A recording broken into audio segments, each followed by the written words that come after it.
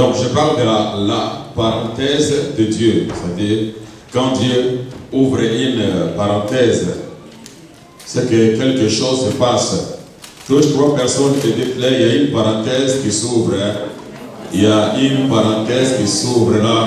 Partie n'est pas encore finie. N'abandonne pas, ne baisse pas les bras, ne te décourage pas. Il y a une parenthèse. Dites-le avec foi, dites-le avec confiance. On nous appelle les croyants, c'est-à-dire les gens qui croient en la véracité de la parole, les gens qui croient en l'évangile pire. Alors si tu crois à cet évangile, tu dois dire avec assurance, avec garantie, il y a une parenthèse qui s'ouvre. Alors, dans ce texte, nous voyons le chiffre 12 qui est mis en exergue. Ce n'est pas par hasard, par accident, par coïncidence.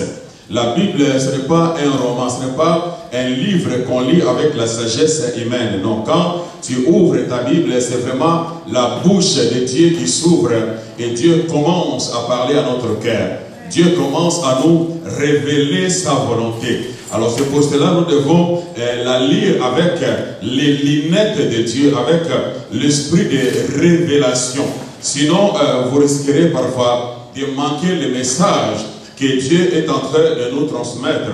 Parce que dans ce texte, nous voyons, on parle de Jaïrus. Jaïrus qui avait donc sa fille qui était mourante, qui s'acheminait vers la mort. Et puis après, on parle de la femme, de la perte des sang qui a souffert de l'hémorragie pendant 12 ans. La fille de Jaïrus avait 12 ans, la femme a souffert pendant 12 ans. Donc ce n'est pas par hasard, ce n'est pas par coïncidence que nous avons le chiffre 12.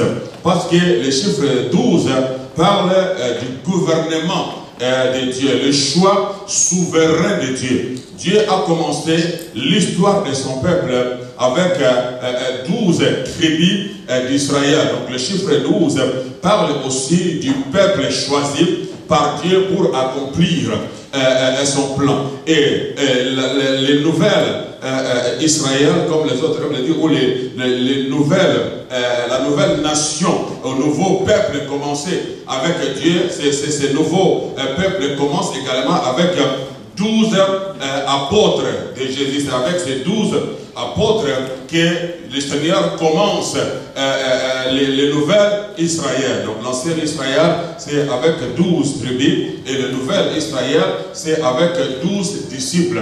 Pour nous montrer l'importance donc de ces chiffres 12. Et l'apôtre, le Seigneur plutôt dans l'évangile selon Jean chapitre 11, il dit, y a-t-il pas 12 heures le jour, y a-t-il pas 12 heures le jour, parce que le jour est composé de 24 heures, mais les 24 heures est divisé en deux, c'est-à-dire l'avant-midi à 12 heures et puis l'après-midi à 12 heures. Donc le chiffre 12, premièrement, il parle du peuple de Dieu, et deuxièmement, c'est un chiffre qui parle donc de la séparation. Donc, very important, dis à ton voisin, séparation.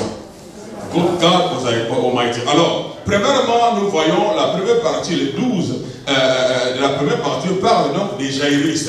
Or, le nom de Jaïrus signifie qui est clair, qui est clair. Donc la première partie, Jaïrus, c'est un juif, il représente donc le premier peuple choisi par Dieu dans l'ancienne alliance. Donc Dieu a commencé l'histoire avec Israël, qui est clair. Israël donc était choisi parmi les nations de la terre, parce que à cette époque-là, toutes les nations étaient idolâtres. Ils ignoraient complètement les vrais dieux, les véritables dieux. Ils étaient tous idolâtres. Alors Dieu, dans sa divinité, a choisi maintenant de se révéler aux nations. Il a choisi d'évangéliser le monde. Mais il fallait commencer avec un peuple, il fallait commencer avec une nation.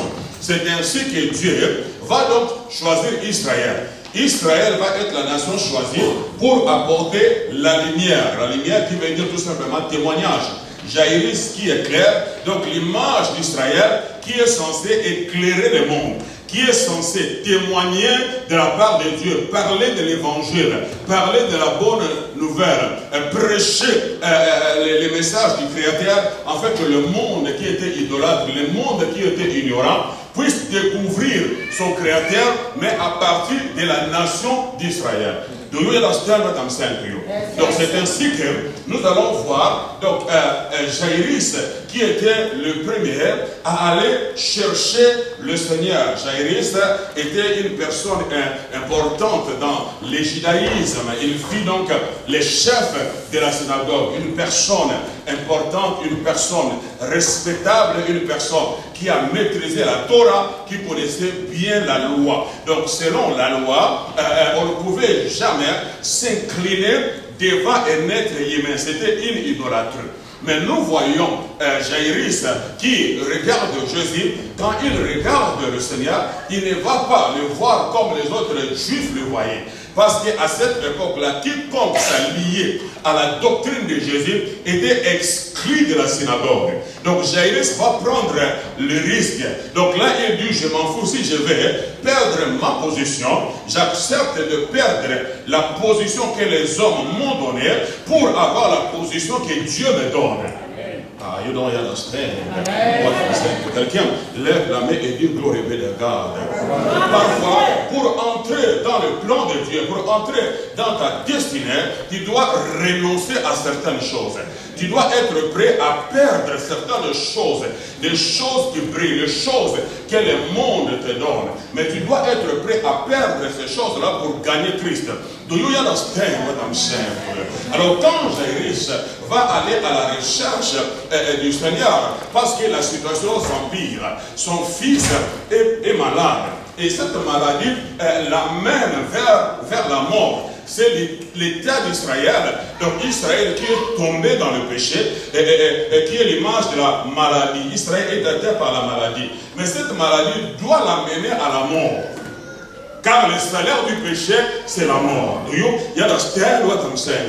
Alors, Jaïrus, comprenant que la religion ne peut pas sauver sa fille, aucun chef religieux ne peut venir à son secours. Il n'y a qu'une seule remède. Il n'y a qu'un seul sauveur qui doit sauver. Et les juifs et les païens ont droit au salut quand Jésus-Christ.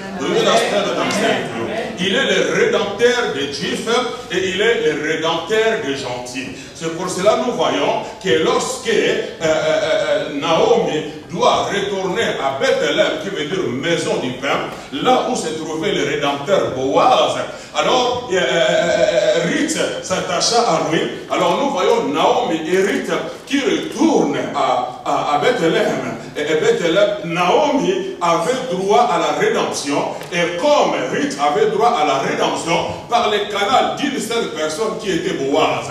Parce que Naomi représente Israël et Ruth représente les païens. Donc, et Naomi et les Ruth ont droit au salut par le canal de Boaz, qui est l'image de Jésus, parce que Boaz, son nom, c'est celui en qui est la force.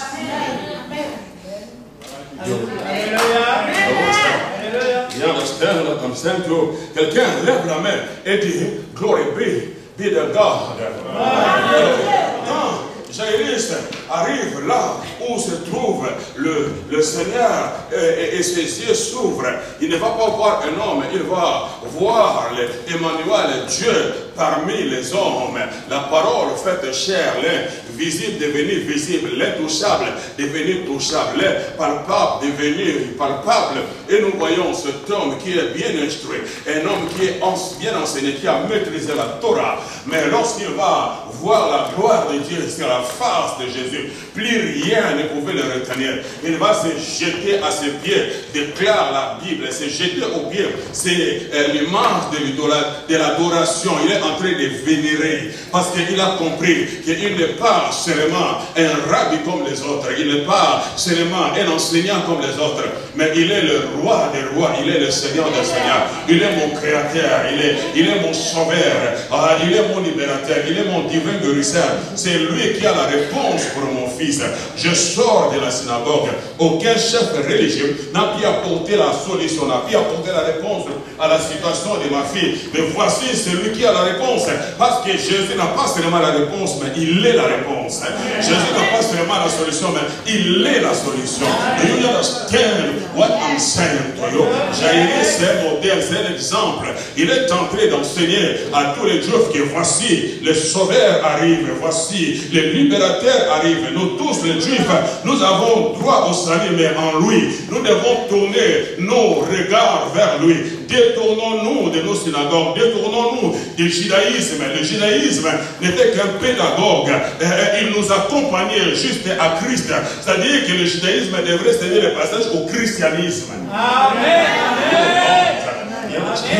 What I'm saying. Alors, le Seigneur est saisi par la démarche de Jairus. Jairus a fait une bonne démarche. Toutes les personnes disent que tu dois faire la bonne démarche. Quand les choses se compliquent, tu dois faire la bonne démarche. Dis à ton voisin, tu dois faire la bonne démarche. Tu dois aller chercher la solution. Tu dois aller chercher la réponse. Ne cherche pas les solutions, mais cherche la solution. Parce que c'est la solution qui amène les solutions. Ne cherche pas les réponses, cherche la réponse. La réponse amène les réponses. Ne cherche pas la guérison, mais cherche les divins guérisseurs. Ne cherche pas la délivrance, mais cherche celui qui délivre. Ne cherche pas l'argent, mais cherche la source.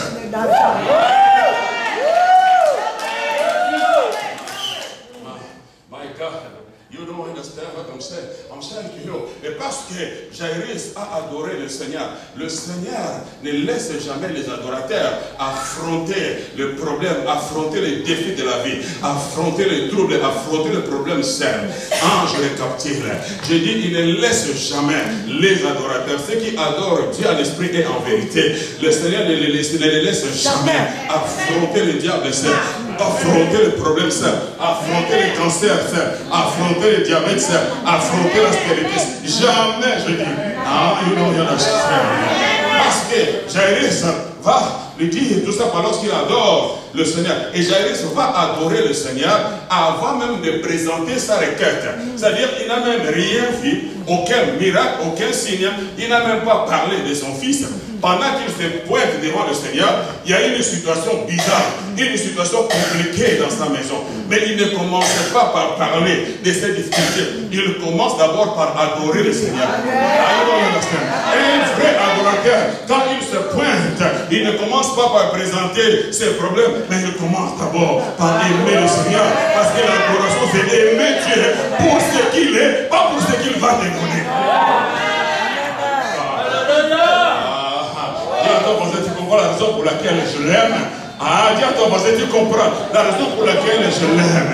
Tu peux me taxer d'un fou, tu peux me taxer d'un aliéné, tu peux me taxer d'un malade parce que tu connais mes problèmes. En réalité, tu devais me trouver en train de pleurer. Mais lorsque tu viens chez moi, tu me vois danser, tu me vois sauter, tu comprends la raison pour laquelle je danse.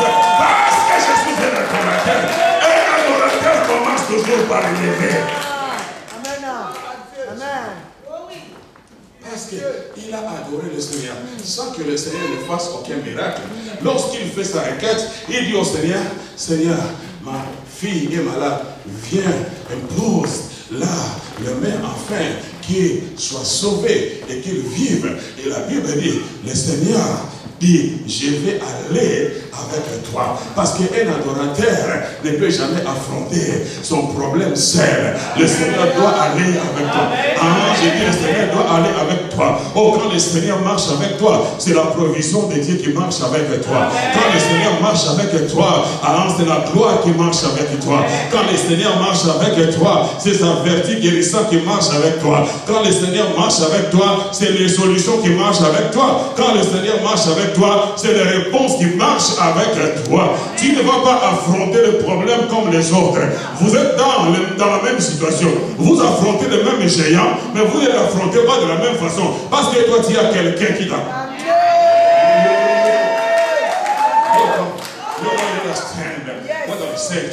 Tu n'es pas un diabétique comme les autres diabétiques. Et ils affrontent les diabètes seuls. Mais toi, tu as déjà le divin guérisseur. Do you understand what I'm saying to you? Et chaque pas que Jairus faisait avec le Seigneur, les miracles s'approchaient de sa maison. J'ai dit chaque pas qu'il faisait, les miracles s'approchaient de sa maison. Ah, touche des personnes.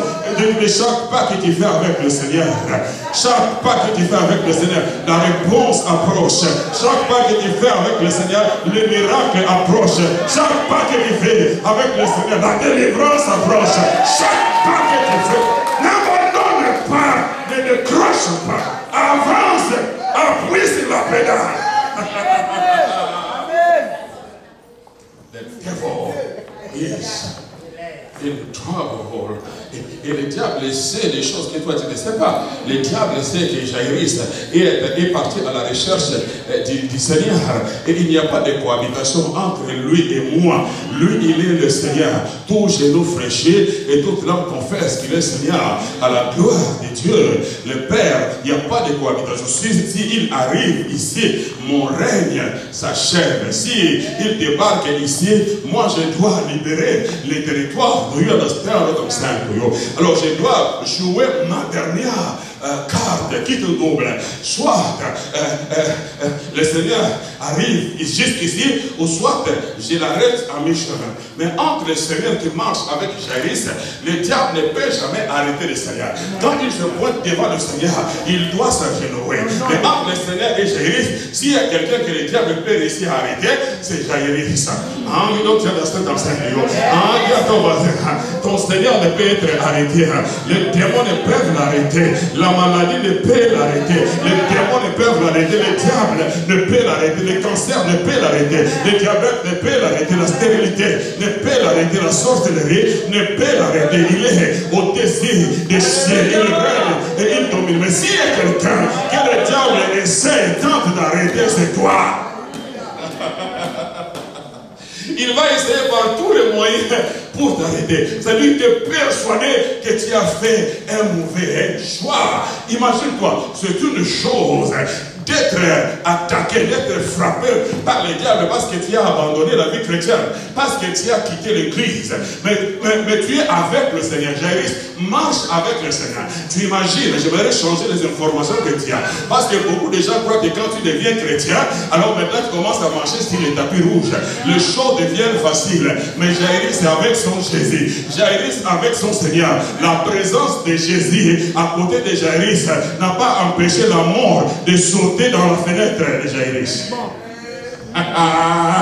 Excuse me somebody. Avec ton Jésus, mais les problèmes vont te visiter. Avec ton Jésus, mais la tempête va souffler. Avec ton Jésus, mais la maladie va attaquer ton corps. Avec ton Jésus, mais les troubles te combattront. Avec ton Jésus, mais les démons t'attaqueront. You understand what I'm saying to you? Et Jairus, il est avec le Seigneur, il est rassuré, il a la garantie, il a l'assurance, il fait confiance en la parole du Seigneur. Tout est clair dans sa pensée. C'est pour cela que sa prière était précise, parce qu'il a une bonne compréhension. Il a eu la révélation de Jésus, qu'il est celui qui exauce la prière, il est celui qui répond à la prière. C'est ainsi qu'il va dire, viens, impose là la main afin qu'il soit sauvé et qu'elle vive. Il n'a pas dit peut-être, il n'a pas dit essayons, non. Il a dit enfin qu'elle soit sauvée et qu'elle vive. Je sais qu'elle sera sauvée et qu'elle vivra parce que tu as la puissance de sa matrice. Do you understand? Et pendant que maintenant Jairus, qui est donc l'image d'Israël, le peuple qui doit apporter la lumière, le peuple qui doit témoigner de la gloire, de la grandeur de Dieu, arrivé à un certain point.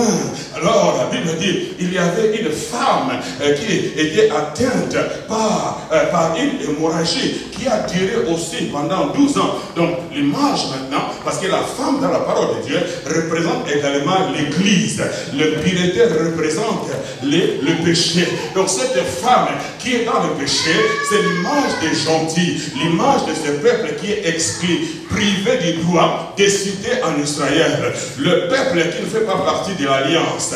Le Seigneur les a appelés des chiens. On ne peut pas donner le pain des enfants aux chiens. Ils étaient considérés comme des animaux. Ils étaient considérés comme des païens. Un peuple impie. Ils n'ont pas droit à l'assemblée des saints. Do you understand what I'm saying to you? Mais la Bible est claire. Pendant que le Seigneur marchait, cheminait avec Jaïrus, parce que Jaïrus qui est clair, parce qu'Israël doit témoigner de la gloire, de la grandeur de Dieu. Mais arrivé à un certain point, Israël a abandonné le Seigneur. Il est tombé à l'idolâtrie. Il a tourné le dos à son Seigneur, à son Créateur. Et quand Israël tourne le dos à son Créateur, what I'm saying to you, alors le Seigneur va ouvrir une parenthèse. Donc, il me pose, il abandonne Israël pour un certain moment. Là, nous arrivons maintenant à Romains chapitre 11. Je vais les lire rapidement pour la meilleure compréhension et puis atterrir. Romains chapitre 11. La parenthèse s'ouvre. Romains chapitre 11, verset 11. Je lis rapidement. Il dit, j'ai dit donc, c'est l'apôtre Paul qui parle sur l'expression du Saint-Esprit. Et c'est pour tomber qu'ils ont branché les pardons d'Israël. Loin de là. Mais par leur chute, le salut est devenu accessible aux païens, afin qu'ils soient excités à la jalousie. Verset 12. Or, si leur chute a été la richesse du monde, et leur amoindrissement, la richesse des païens, combien plus en sera-t-il ainsi quand ils se convertiront tous? C'est-à-dire il viendra un temps où Israël va se convertir. Donc, le voyage que le Seigneur a entrepris avec Jaïrus, et il a ouvert une parenthèse, c'est-à-dire Jaïrus attend, mais il viendra un moment, la parenthèse va se fermer et le Seigneur va reprendre son histoire avec les Juifs. Amen. Amen. You don't understand what I'm saying. Mais pendant que Jaïrus s'arrête, alors Dieu ouvre une parenthèse. Et cette parenthèse nous amène ici à Romains chapitre 11. On parle de ce qui se passe maintenant pendant cette parenthèse. Cette parenthèse est en défaveur des Juifs, mais en faveur des païens. Amen. Donc, la Bible dit que le Seigneur a permis cela, que ce peuple puisse endurcir son cœur, mais pour l'enrichissement du peuple païen, pour la femme impie, la femme de la perte des sangs, la femme qui n'avait pas droit d'assister au culte. C'est-à-dire on avait lui retiré les droits de communier avec à cause de son état de pureté. Mais pendant la parenthèse, le Seigneur tourne son regard vers cette femme impie. Do you understand what I'm saying to you? Et il commence à lui manifester sa grâce. Quelqu'un lève la main et dit glory. Et au verset 14, enfin, s'il est possible d'exciter la jalousie de ces démarrages, c'est-à-dire les Juifs, et d'en sauver quelques-uns, quelques Juifs et seront sauvés. Verset 15, car si l'air mis à l'écart, c'est-à-dire Jaïrus est mis à l'écart, a été la réconciliation du monde. C'est-à-dire la femme de la perte de sang intervient. L'image des païens, la nation impie, la femme qui est atteinte par la perte de sang. Quelle sera leur réintégration sinon le passage de la mort à la vie? C'est-à-dire qu'Israël doit passer de la mort à la vie. C'est-à-dire sa communion avec Dieu a été brisée. Quand Jaïrus s'arrête, c'est l'image de la communion avec Dieu qui est brisée. Mais jusque-là, la fille de Jaïrus n'est pas ressuscitée. Parce qu'il doit mourir. Et puis, lorsque le Seigneur arrivera, c'est là où la fille de Jaïrus va être ressuscitée. C'est-à-dire que les Juifs sont dans cet état de mort. Mais l'heure viendra après l'enlèvement de l'Église. Il va fermer la parenthèse. C'est alors que maintenant Israël va être ressuscité. Et c'est lui qui va récupérer la flamme pour évangéliser les mondes.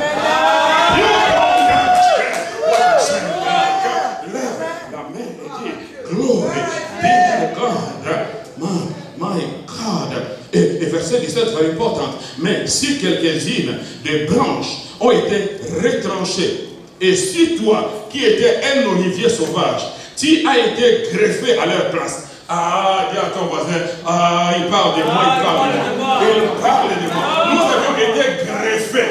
Ah, good God Almighty. Vous êtes en France, vous connaissez bien comment ces choses évoluent, comment la médecine, la botanique, ces choses sont en train d'évoluer. Aujourd'hui, il y a ces choses de greffage dans le corps humain, il y a des greffages dans les arbres, il y a des greffages.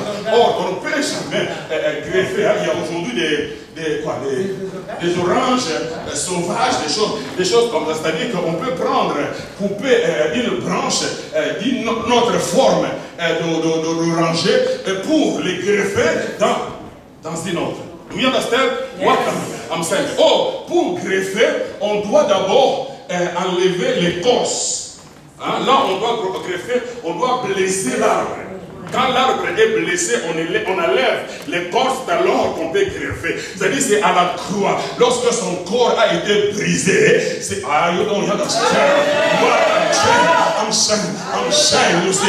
c'est à la croix. Lorsqu'il était à la croix, il y avait deux brigands. L'un des brigands, c'est l'image de Jairus, il représente les Juifs. Et l'autre brigand, c'est l'image de la femme de père de sang, le païen, ange qui jusque-là était exclu. Mais l'un qui est l'image des Juifs, l'image de Jairus, il commence à se moquer de son rédempteur, à se moquer de son sauveur. Et il a été mis de côté. Il a expérimenté la mort. Mais l'autre là, qui est l'image des païens, de la femme de père de sang, ses yeux s'ouvrirent et il commence à voir la gloire de Dieu sur la face de Jésus. Il comprend qu'il n'est pas un brigand comme nous, mais lui, il est devenu péché pour nous. Lui, il était cloué, il était crucifié avec l'image de l'identification. Il s'est identifié au pécheur parce que la Bible dit il est devenu péché. C'est la raison pour laquelle il devait subir la même mort que c'était simplement un acte d'identification. Il y avait trois croix, mais il y avait une seule croix qui pouvait sauver. My God, you don't understand. What? I'm saying to you. Et c'est là où nous avons maintenant été greffés. Quelqu'un lève la main et dit, glory be to God. What I'm saying to you. Et pendant ces moments où le Seigneur maintenant ouvre la parenthèse, et Jairus n'a rien à dire, parce que c'est lui qui est le maître des temps et des circonstances, c'est lui le maître de l'histoire, c'est lui le décideur. Il sait qui est qui, à quel moment sommes-nous. Il savait que ça c'est le moment de la femme, de la perte de sang. Je mets de côté Jairus, je mets de côté le Juif, mais c'est le temps, j'ouvre une parenthèse, je vais m'occuper de la femme de l'hémorragie. En touche trois personnes, et il y a une parenthèse qui s'ouvre. Il s'occupe de toi, il s'occupe de l'hémorragie, peu importe dans quel domaine tu es en train d'expérimenter l'hémorragie, mais il a ouvert une parenthèse. Il s'occupe de toi. Dites-le bien, il s'occupe de toi. Il s'occupe de toi.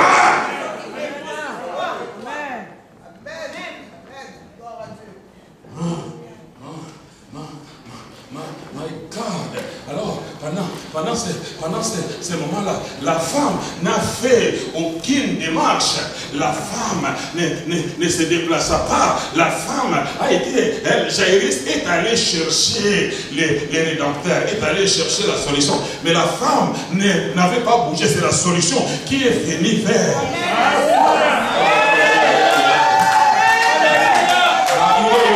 C'est ce qu'on appelle la grâce, l'administration de la grâce de l'éternel. C'est ça la signification de la grâce. Ça vient des mots hébreux qui veut dire Anna. Anna veut dire s'incliner vers quelqu'un pour lui faire du bien. S'incliner vers quelqu'un pour lui accorder de la bienveillance. Dis à ton voisin, je sens que le ciel est en train de s'incliner. Tu es dans les troubles, mais je sens que Anna. Dis à celui qui est à ta gauche, Anna. Dis à celui qui est à ta droite, Anna. Tous trois personnes prophétisent, dit Anna, Anna, je prophétise la grâce. Je dis, je prophétise la grâce. Ce que le Seigneur va faire n'aura rien à voir avec ta foi, n'aura rien à voir avec tes prières, n'auront rien à voir avec ta façon d'être, n'auront rien à voir avec ce que tu fais. Anna, c'est la grâce. Le ciel s'incline, Elohim s'incline, Adonai s'incline, ton Père céleste s'incline, Jehovah Rofika s'incline, je dis il s'incline, la guérison s'incline vers toi, la délivrance s'incline vers toi, la restauration s'incline.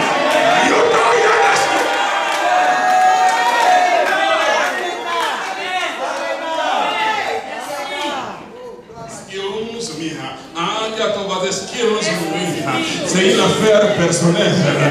Je n'ai pas d'explication à te donner. C'est Anna, c'est la grâce de la faveur.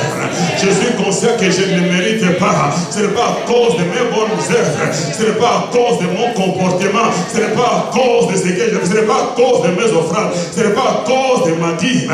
Mais Anna, c'est la grâce, la faveur de Dieu. Je ne le mérite pas. Anna, les hommes ont rejeté cette femme, les hommes ont repoussé cette femme, les hommes ont mis cette femme en quarantaine. On dit quiconque la touche devient impur. Mais Anna, mais la seule impureté. Oh my God, you understand what I'm saying to you? Ton mari c'est un soulard, mais Anna, la grâce de Dieu va alerter à tes enfants sont dans la drogue.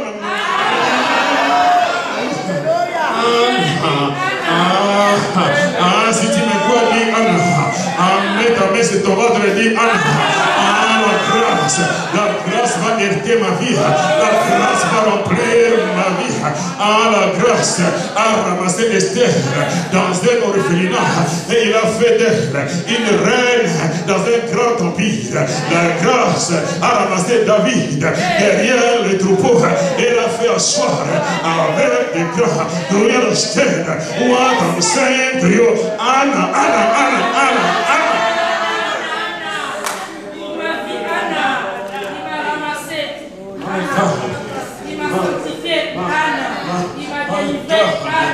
My God. Et cette femme assise le temps de la visitation, il a compris que c'est mon heure, c'est mon temps. Dis à ton voisin, c'est mon heure. C'est mon temps, c'est ma saison. Je dis c'est ma saison. Le ciel est en train de me visiter. Elohim est en train de me visiter. Adonai est en train de me visiter. J'ai passé de longues années difficiles. J'ai passé des moments douloureux. Mon foyer est dans les troubles. Ma famille est dans les troubles. Mais je sens que la larme de Dieu est en train de sonner. Les choses sont en train de changer. Il est midi. Je dis, il est midi. 12 heures. Avant midi. Ça commence à minuit jusqu'à midi. Or, à minuit, il fait nuit. Dieu a trouvé Israël dans les ténèbres. Comme idolâtre, parce que le père d'Abraham était idolâtre. Il les a trouvés à minuit. Il les a amenés jusqu'à midi. À midi, c'était la lumière.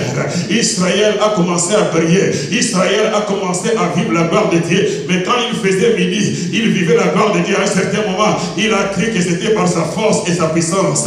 Il voulait oublier Dieu maintenant et agir à sa manière. Et quand il faisait midi, Dieu a arrêté l'histoire avec Israël. Parce que c'est Israël qui devrait apporter la lumière. À midi, il y a la lumière. Et c'est à midi, la lumière a brillé vers la forme de la perte de sang, vers le païen que nous sommes.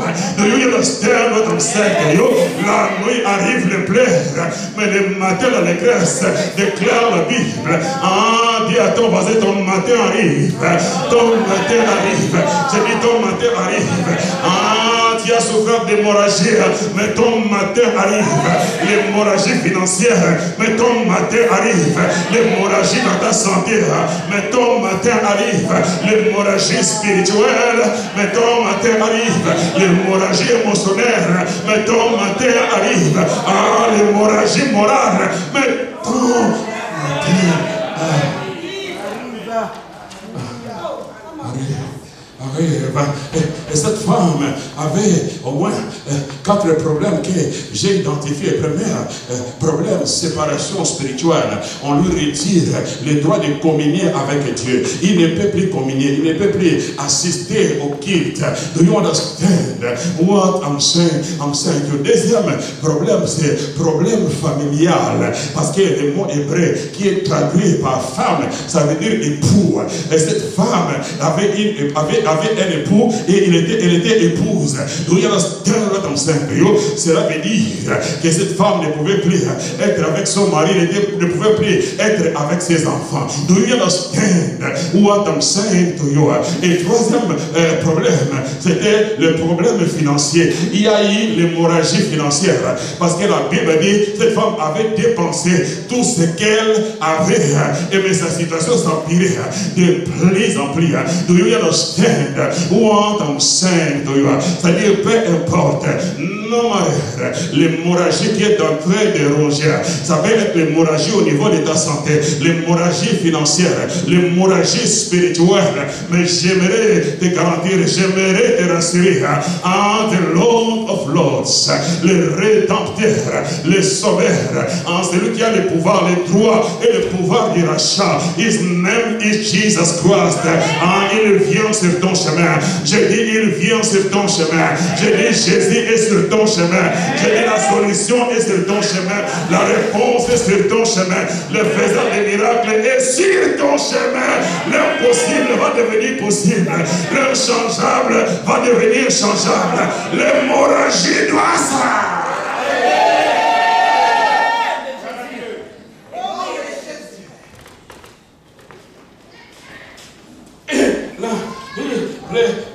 Pendant que le Seigneur s'approchait et les grandes choses commençaient à se produire, quelqu'un, la Bible ne révèle pas l'identité de la personne, mais quelqu'un est allé lui prêcher, lui parler de Jésus. La Bible dit, ayant entendu parler de Jésus, ayant entendu parler de Jésus. C'est une chose, entendre parler d'une religion, c'est une chose, entendre parler d'un homme, c'est une chose d'entendre parler d'une philosophie, mais l'évangile qui a changé la façon de voir de cette femme, c'était l'évangile de Jésus.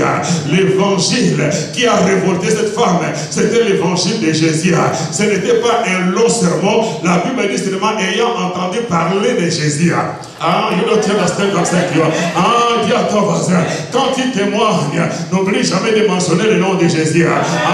Quand il va sur le terrain, n'oublie jamais de parler de Jésus. Quand il prie pour les gens, n'oublie jamais de parler de Jésus. Je dis, n'oublie jamais de mentionner le nom de Jésus, parce que c'est en lui et le salut, c'est en lui et la guérison. Que Dieu nous donne des pasteurs qui prêchent Jésus, que Dieu nous donne des évangélistes qui prêchent Jésus, que Dieu nous donne des croyants qui parlent que de Jésus, que Jésus, que Jésus, que Jésus.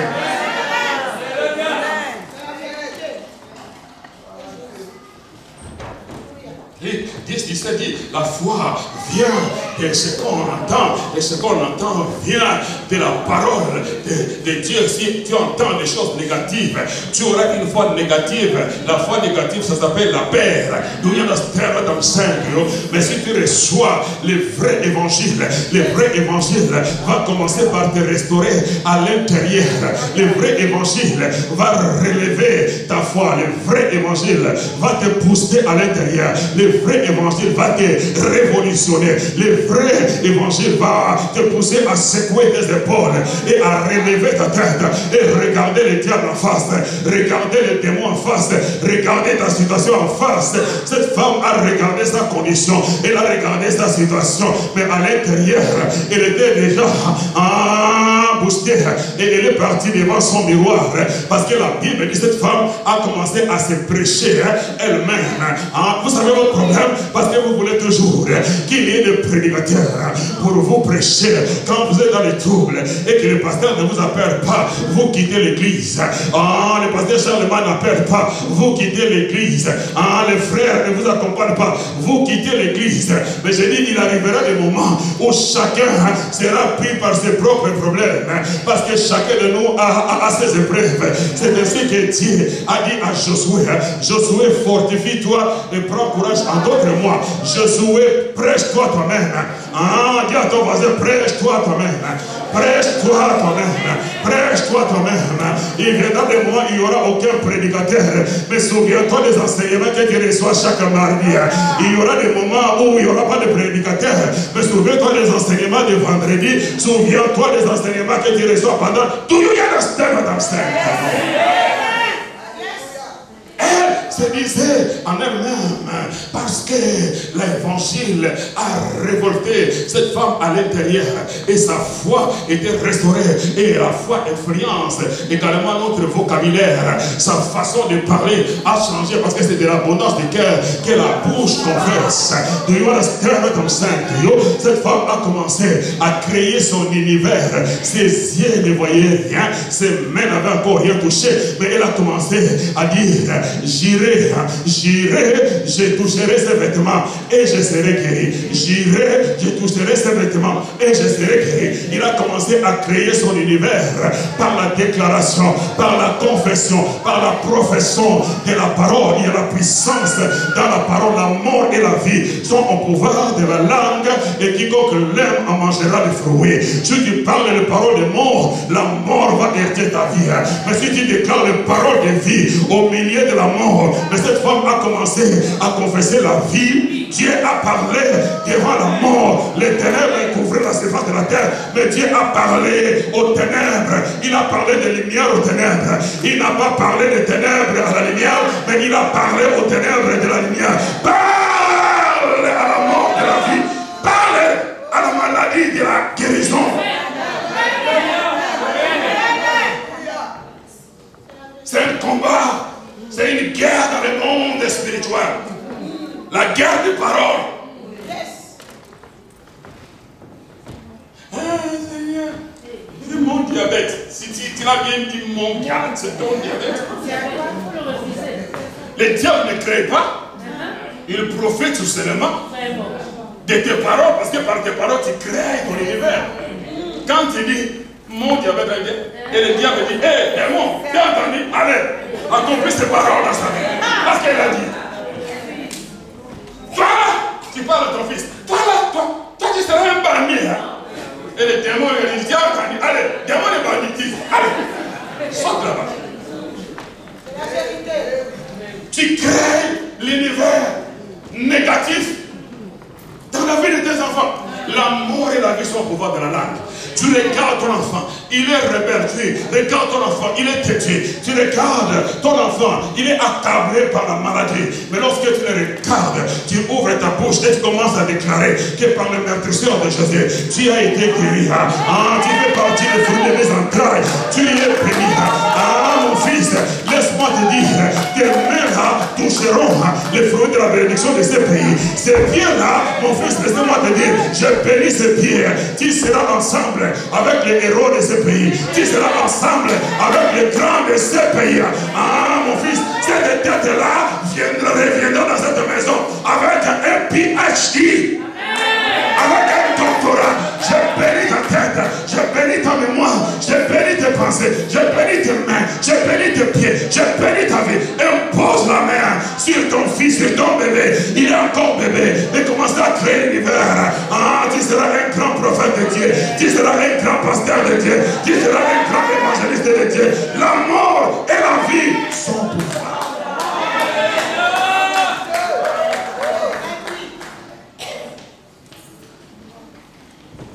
Dis à ton voisin, tu vas changer ta façon de voir. Il faut que tu commences à te prêcher toi-même. Prêche-toi toi-même. Va devant ton miroir, regarde-toi et commence à garder, commence à parler à ton reflet là. Et tu lui dis, monsieur, je t'ordonne, au nom de Jésus, tu seras la tête et non la queue. Tu seras en haut et non en bas. Je te dis par le maîtrise de Jésus, tu as déjà été guéri. À la tension ne te tuera pas. Je dis la tension ne te tuera pas. Écoute-moi bien, ouvre grandement tes oreilles. Le diabète ne te tuera pas. La pauvreté ne te tuera pas. Ah, tu iras de gloire en gloire, de victoire en victoire, de progrès. Prêche-toi à toi-même.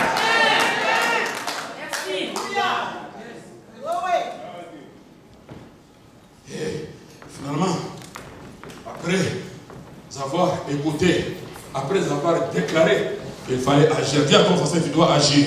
Tu dois agir, tu dois agir. Ah, ça ne s'arrête pas seulement au niveau de la prière, mais il faut faire l'action. Ah, tu dois agir. Ah, tu dois agir en accord de la parole que tu as ici. En accord avec la parole qui est dans ton cœur. Cette femme, elle allait en accord avec la parole qu'elle avait reçue et avec la parole qu'elle avait dans son cœur. Elle se disait, je vais aller, je toucherai son vêtement et je serai guéri. Pas je vais aller, il va me poser la main, je serai guéri. Il me fera l'onction d'huile, je serai guéri. Il va me faire boire de l'eau, je serai guéri. Non, cette femme disait, je vais seulement toucher son vêtement. Parce que je crois que chaque chose qui entre en contact, en connexion avec Jésus, est remplie de sa puissance, est remplie de sa gloire. Si je touche le vêtement, c'est comme si je l'ai touché. Il n'y a pas de différence entre lui et la chose qui la touche. Do you understand what I'm saying to you? Si je touche seulement ce vêtement, je serai guéri parce que le vêtement est rempli de l'onction.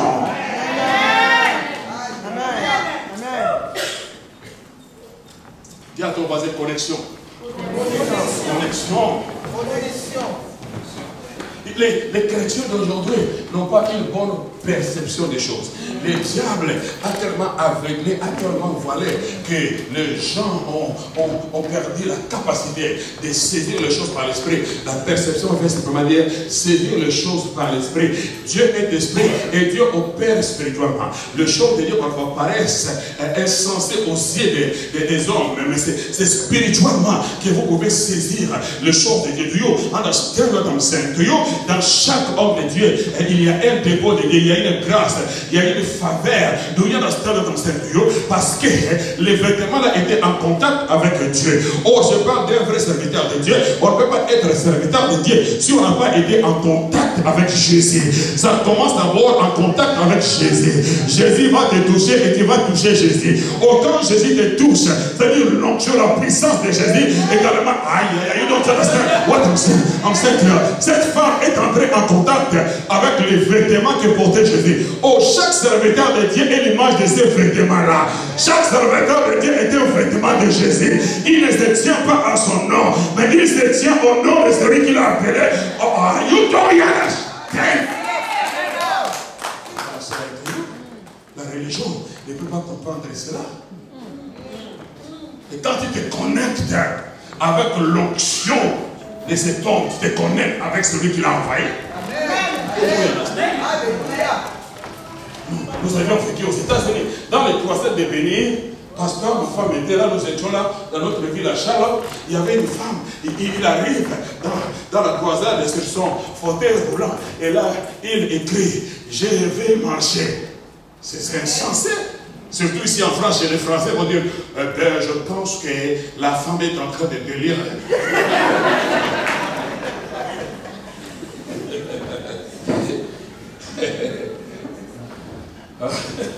Il faut que le ministère de l'Intérieur soit saisi. Ces fanatiques-là sont en train de jouer avec les gens. C'est quoi ça encore? Une femme paralytique qui croit et elle ose dire, je serai guéri. Parce que cette femme, quand elle est venue, elle savait que cet homme a Dieu avec lui. Cet homme, c'est un envoyé de Dieu. Cet homme, c'est un vêtement de Dieu. Cet homme a l'onction de Dieu. Je vais me connecter avec la grâce que Pénéine dégage et je sortirai de ces lieux guéris.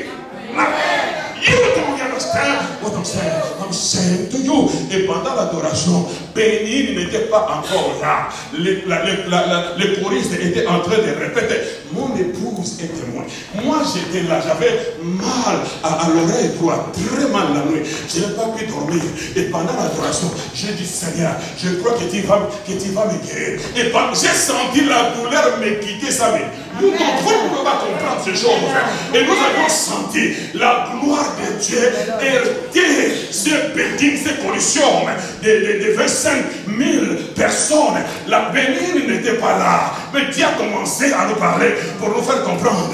Ça n'a rien à voir avec Bénigne. Ça n'a rien à voir avec les hommes. Mais il s'agit de ma grâce. Il s'agit de ma gloire.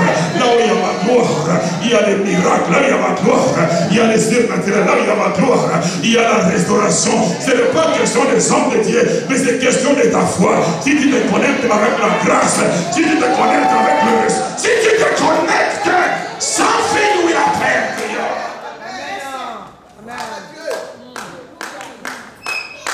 Cette femme a commencé à crier. Je suis guéri. Je suis guéri. Je suis guéri. Béni n'était pas là. Les miracles ont commencé à se multiplier dans la salle et les gens qui s'occupent de cela dans le ministère du pasteur Béni sont commencés à aller vers ces gens-là, les consulter, savoir quelle était leur situation, qu'est-ce qui s'est passé. Ils ont pris tous ces rapports et il y a eu témoignage avant même que le révérend Béni se pointe.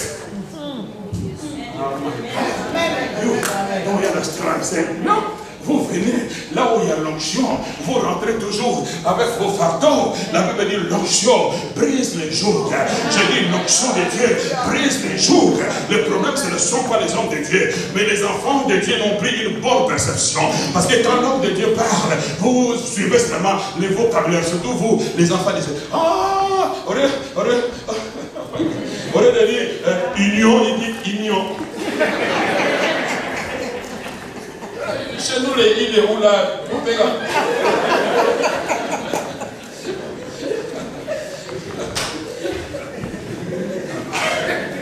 mais c'est ta foi qui va te différencier. Quand tu vois un homme de Dieu parler, oublie que c'est un homme qui te parle.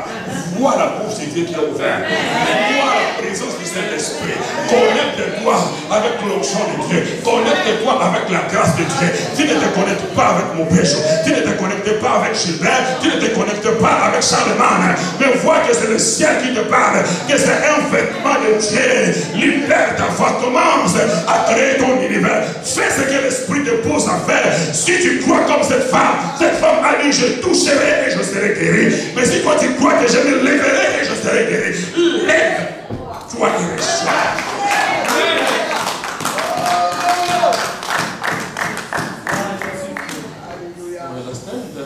I got to finish parce que mon temps est consommé. Et la Bible dit, cette femme, on dit, je presse. Elle a résisté à tout ce qui pouvait la résister. Cette femme n'avait pas le droit de se mélanger avec la foule à cause de sa condition. Selon la loi, cette femme est appelée impure. Elle est placée en quarantaine. Quiconque touche cette femme devient impure quand même. Quiconque cette femme touche devient impure. C'est la raison pour laquelle elle devait être en quarantaine, mise de côté. Plus restreinte dans le Saint-Dieu, condamné par les hommes, condamné par la tradition, condamné par la religion, mais libéré par la parole de Dieu. Vous connaîtrez la vérité et la vérité vous affranchira. La vérité que cette femme a réussi à affranchir. Il a dit peu importe, la tradition ne me donne pas l'autorisation, mais ma foi me donne l'autorisation.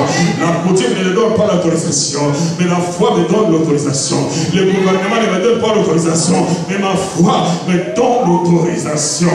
Je vais aller là où les gens ont dit je ne peux pas aller, mais je vais aller. La foi va t'amener là où les hommes ont dit tu n'iras pas. La foi va te produire là où les hommes ont dit que tu n'entreras pas. La foi t'amènera ce que les hommes ont dit que tu n'auras pas. La foi t'amènera des jumeaux. La foi t'amènera un mari.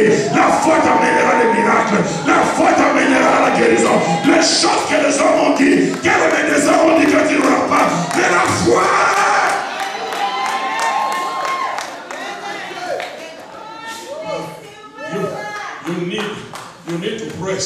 You need to press, résiste. Dis à ton voisin, résiste.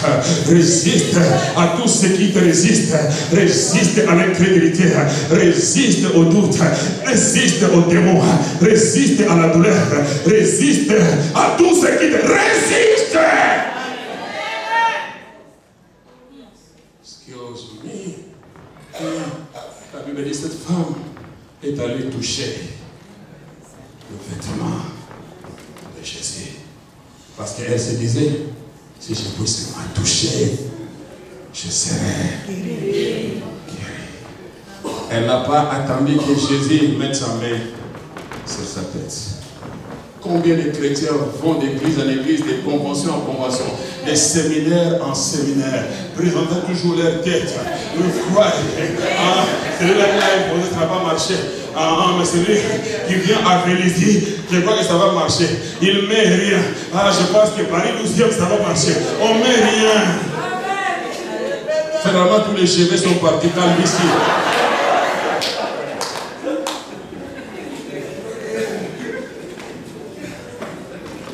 Parce que ce n'est pas l'acte physique qui amène les miracles, mais c'est l'acte spirituel. What you believe in your spirit. Ce que tu crois à l'intérieur, c'est ça qui va déclencher les miracles dans ta vie. Parce que la foi, c'est une main.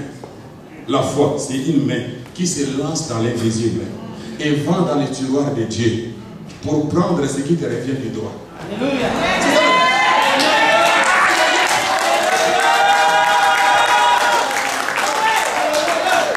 C'est pourquoi Jésus a dit, quoi, guérison, vous là, vous partez à cause de la guérison. C'est le pain des enfants. Guérison, c'est le pain.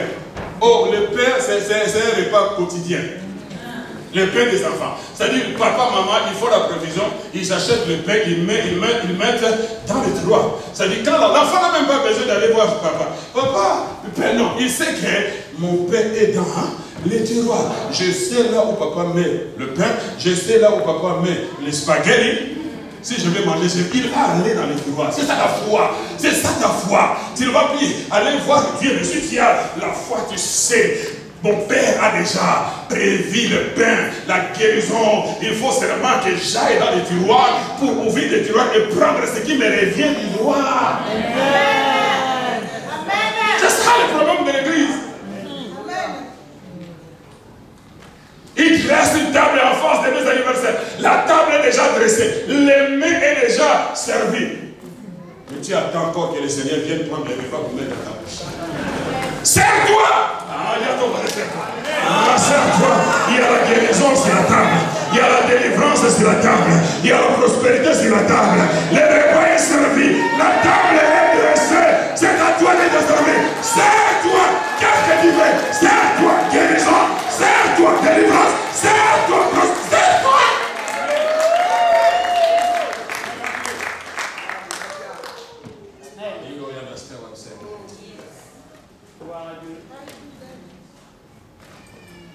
L'onction était libérée.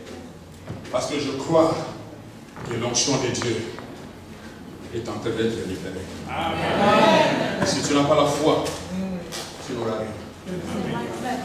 C'est seulement les femmes qui voient comme la femme de Père des sang, qui peuvent changer le cours de leur histoire, qui peuvent arrêter l'hémorragie qui les a fait souffrir pendant des années, pendant des décennies. Elle se disait en elle-même, si j'ai touché, il a touché. Connexion, dis après moi, connexion. Quand il a touché, la vertu de ça, la force, une force sortie de Jésus. Ce n'est pas Jésus qui a fait sortir, non. C'est-à-dire c'était la foi violente. La foi du fait de cette femme a causé du désordre dans le monde invisible. La foi est allée chercher les choses que Jésus n'a même pas libérées. La foi dit, viens ici, toi, force. C'est pour ça que la Bible dit une force sortie de Jésus. L'onction était sortie de Jésus. Et cette femme, la Bible dit, elle a senti en elle-même qu'elle était guérie. Aucun autre a senti ce que cette femme À Dieu, comme c'est une affaire personnelle. Ne te confie pas à une troisième personne. C'est entre toi et Dieu. Ils ne peuvent sentir ce que tu sens. Ils ne peuvent expérimenter ce que tu expérimentes. Dieu le seul à savoir ce qui s'opère en toi. Dieu le seul à savoir que le ciel est en train de me toucher. Tu me vois, mais tu ne me vois pas. Quelque chose se passe dans ma vie. Ce n'est pas la même personne que tu connais. Ce n'est plus la même personne que tu as vue hier. Ça, c'est une personne différente. Comme a témoigné la sœur Véro. Quand elle est arrivée, elle était une autre. Et là, il devient une autre personne, touchée, transformée par la puissance de l'évangile.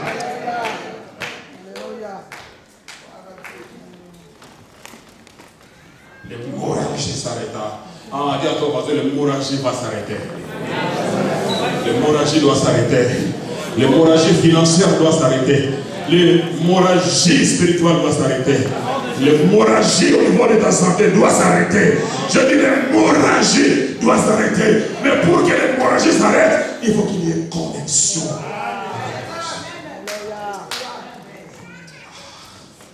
J'aimerais que quelqu'un soit connecté avec l'onction de Dieu cet après-midi. L'hémorragie financière est en train de ronger les enfants de Dieu. L'église souffre terriblement financièrement. Parce que le diable sait aller prêcher, danser, aller à Bouvet, gloire à Dieu, aller à Picardie, gloire à Dieu. Nous allons gagner l'Oise, Amen. Nous allons, comment? Le diable dit, après quand vous dites Amen, le diable dit, comment? Parce que je sais là où je vous ai mis. Votre cœur là, j'ai bloqué vos poches, j'ai bloqué vos comptes là. Pour que vous ne libérez pas en fait que la vision ne s'accomplisse pas. Mais aujourd'hui, tu peux changer les choses. L'hémorragie financière peut s'arrêter. Pour que tu sois restauré financièrement, restauré économiquement, restauré dans ton business, restauré dans ta carrière. Oui, c'est possible. Mais il faut te connecter avec la grâce. Te connecter avec la puissance.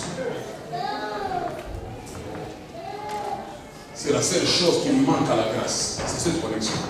On a déjà vaincu les démons. Côté évangélisation, on est affranchi, on est seul, on est unique, on est à part, on est fort, on est puissant. Amen. On a peur de personne. Amen. Ni le démon, ni le diable, ni les démons de l'Oise. Ils ne nous font pas peur. Partout où on envoie les membres de la grâce, ils vont déclarer Jésus est le Seigneur. Amen. Pas intimider. Amen. Mais il y a un homme fort qui reste.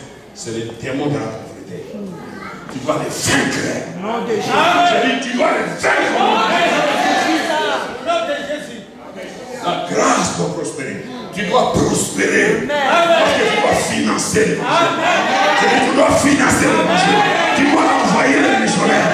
Je dis, tu dois envoyer les missionnaires. En Afrique, tu dois les envoyer. En Asie, tu dois les envoyer. Tu dois construire des temples. On doit acheter les temples. In the name of Jesus. Amen. Satan est vaincu.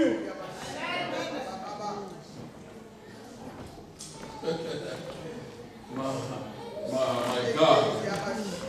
Quand je voyais ma petite Karine, j'appelle petite parce que je la vois toujours quand elle criait ça. Ma petite Karine. Je l'ai vu là avec petit, j'ai dit petit. Fonce, petit, vous sommes la chose dans ça. Si vous pouvez nous acheter le plus, financer le plus que l'opération, parce que le peuple de Dieu ne comprenne pas. Oh my God. Mais je sais que quelque chose se passe dans la vie d'une personne. Je dis quelque chose se passe. Il faut que tu sois révolutionné et que tu dis Seigneur, c'est moi. Moi, je vais me connecter à cette grâce parce que moi, je dois acheter. Moi, je dois construire. Je vais faire du royaume ma priorité. Je vais être un centre